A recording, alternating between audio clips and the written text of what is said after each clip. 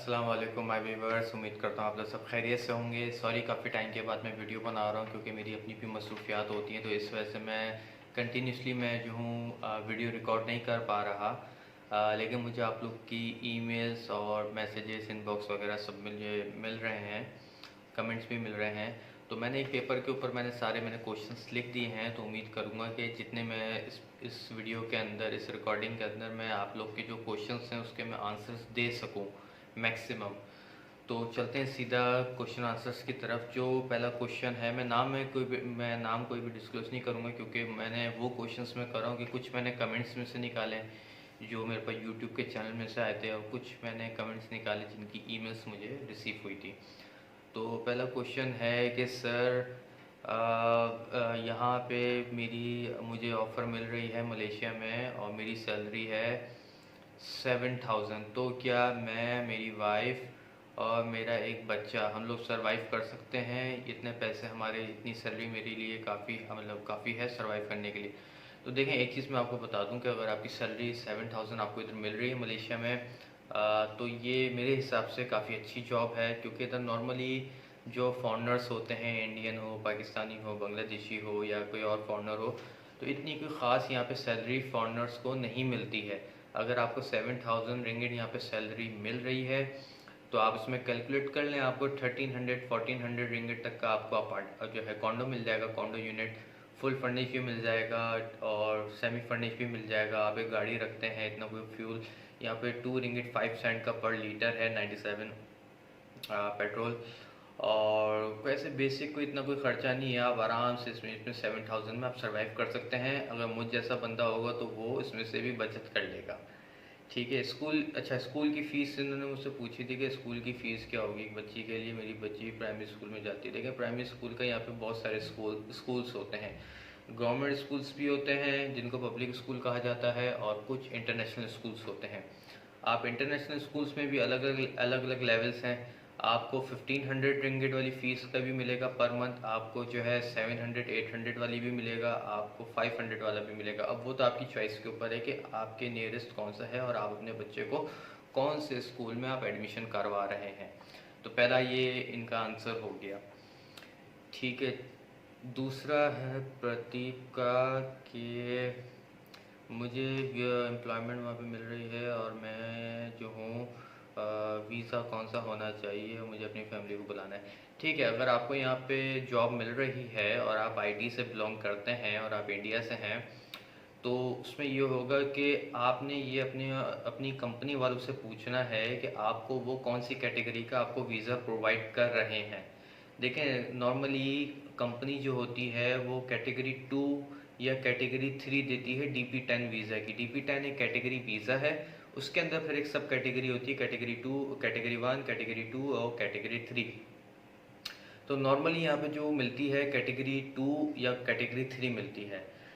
अब इन दोनों में फ़र्क क्या है, आपको फैमिली को बुलाना है तो देखें, कैटेगरी 2 के अंदर जो है आपको 3 इयर्स की आपकी कॉलिंग होती है, समटाइम्स 2 इयर्स की कॉलिंग भी होती है, लेकिन एक एक साल का उसमें स्टिकर लगाया जाता है। कुछ केसेस ऐसे भी होते हैं जिसमें डायरेक्ट 2 साल का भी स्टिकर लगता है, सम ऐसे केसेस में, वरना नॉर्मली एक एक साल का स्टिकर लगता है।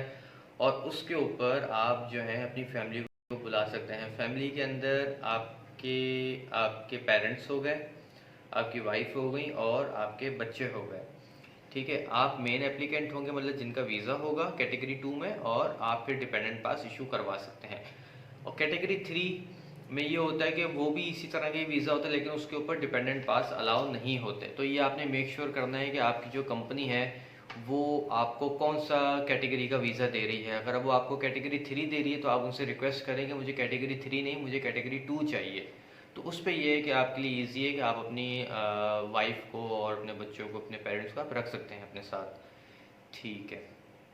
अच्छा, तीसरा क्वेश्चन है मेरे पास कि सर मैं इंडिया से हूँ और मुझे कंपनी बनानी है, बैंक अकाउंट के ज़्यादा मुझे प्लीज़ बता दें। देखें, आपको इधर आना है, आपने ट्रेडिंग करनी है। ट्रेडिंग जैसे इंपोर्ट एक्सपोर्ट का आप कोई बिज़नेस करना चाहते हैं तो उस हवाले से मैंने एक पूरी वीडियो बनाई हुई है। मैं फिर भी आपको आंसर दे देता हूँ। उस पर कुछ भी ऐसा कोई हार्ड एंड फास्ट रूल नहीं है। आपने सीधा सीधा एक कंपनी फॉर्म करनी है। कंपनी फॉर्म करने में तकरीबन 2000 से लेके 3000 के बिटवीन में आपका खर्चा आता है।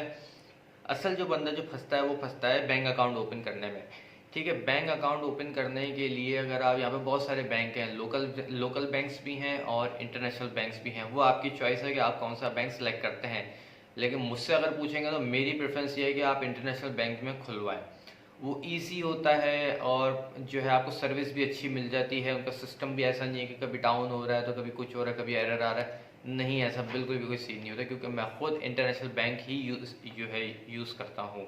कोई भी ट्रांजेक्शन करनी हो, या मेरा पर्सनल अकाउंट हो या मेरा कंपनी का अकाउंट हो, तो उसमें जो है ये होता है कि बैंक अकाउंट खुलवाने के लिए आपको पहले आपकी कंपनी फॉर्म हो गई। कंपनी फॉर्म करने के लिए आपके कोई ख़ास डॉक्यूमेंट नहीं चाहिए, सिर्फ आपके पासपोर्ट की कॉपी चाहिए, पैसे चाहिए, आपकी कंपनी फॉर्म हो जाएगी 5 to 10 वर्किंग डेज़ के अंदर।